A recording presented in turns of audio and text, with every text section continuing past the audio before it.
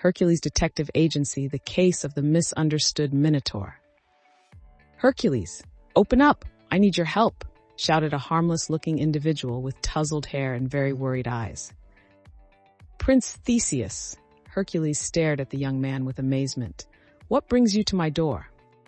Hercules, I know you can solve anything. Look what you did to the Stymphalian birds and the Cretan bull, and oh my, the Lernaean hydra. Everyone in Greece knows how clever you are and how courageous. Hercules had turned rather red with embarrassment.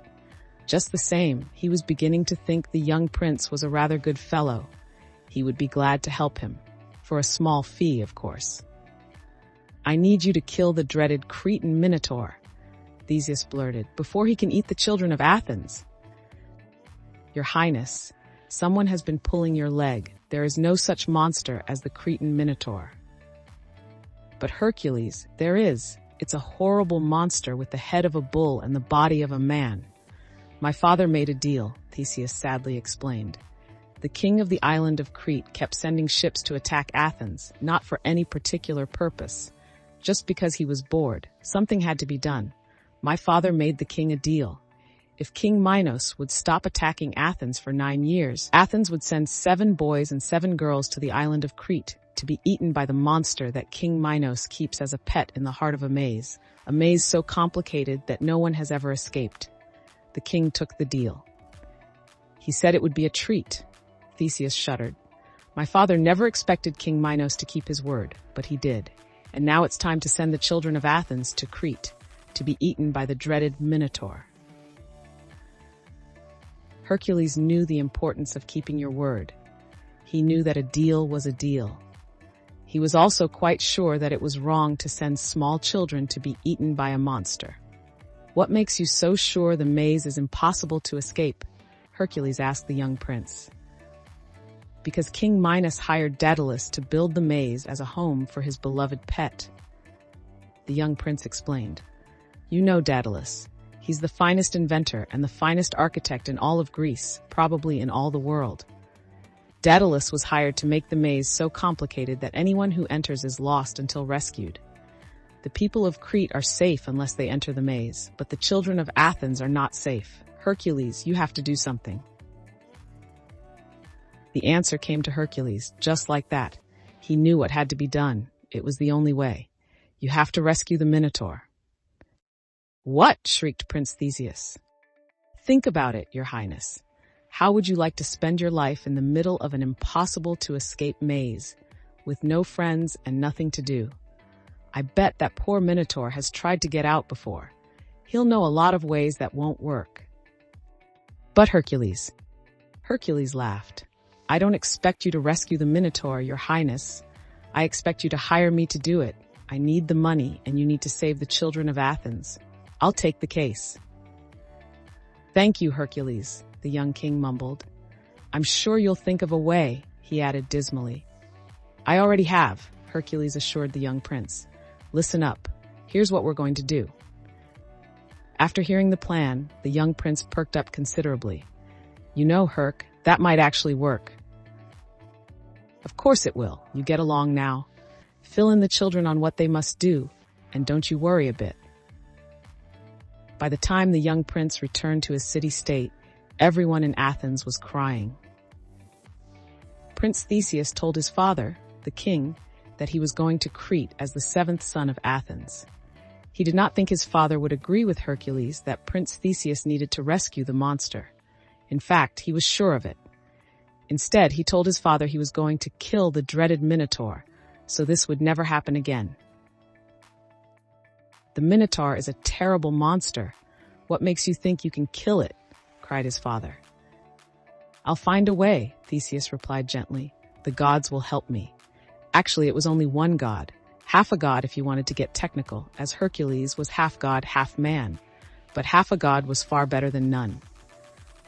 His father begged him not to go, but the prince took his place as the 7th Athenian boy. The children, who had been filled in on Hercules' plan, turned their parents so their backs were to the gangplank so they would not see Hercules slip aboard. Hercules did not want anyone to know his plan until everyone was safely home again, perhaps not even then.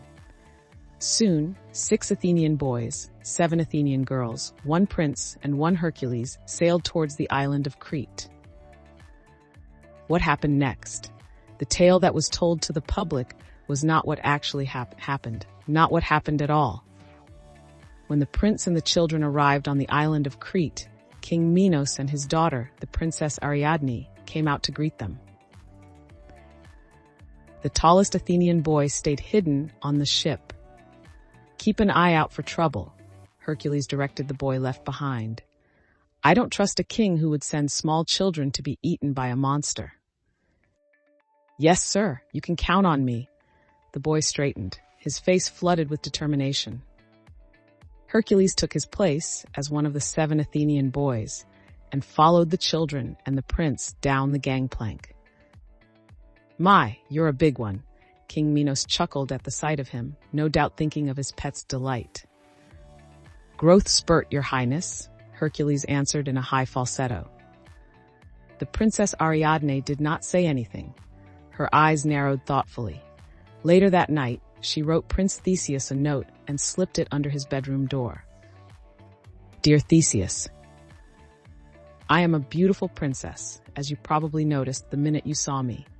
I am also a very bored princess.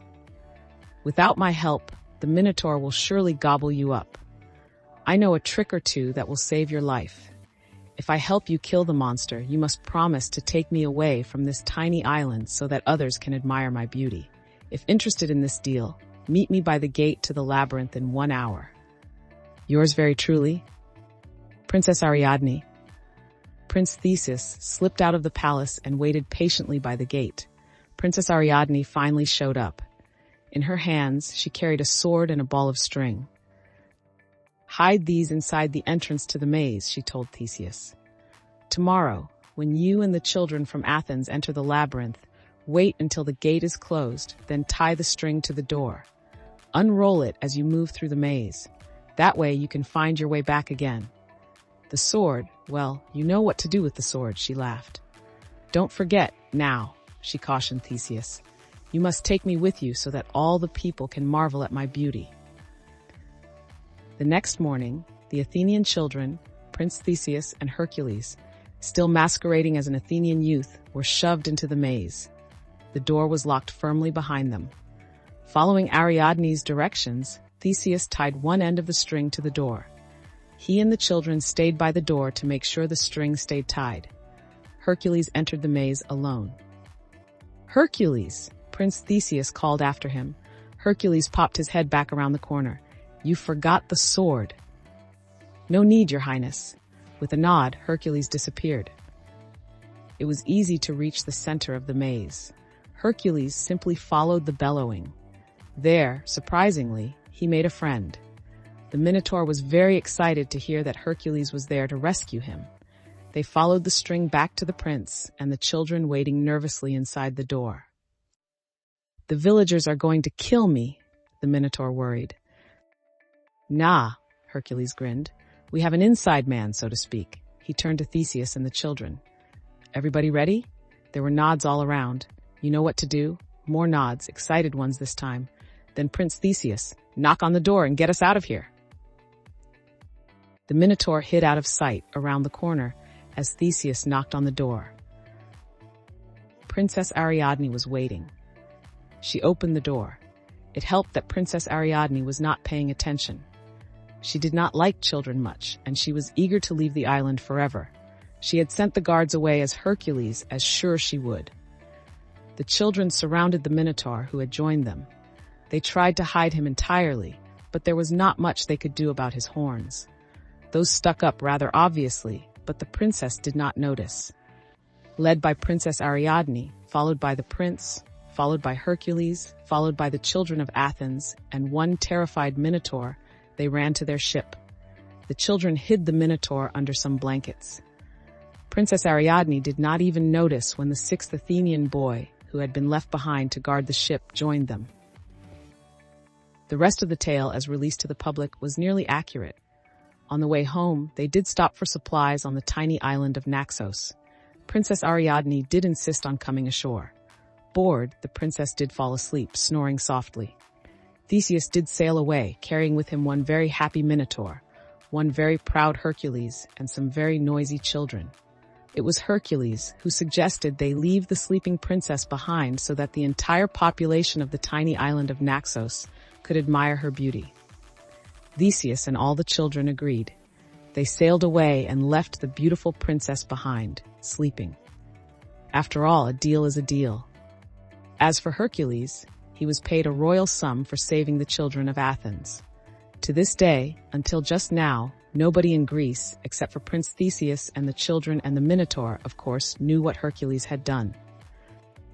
As for the Minotaur, Hercules built a home for the misunderstood Minotaur behind his hut.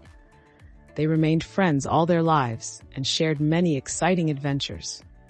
As Hercules soon learned, it never hurts to have a Minotaur around when facing dangerous monsters. Enjoying the adventures of Herc the Detective? Then like and subscribe for more.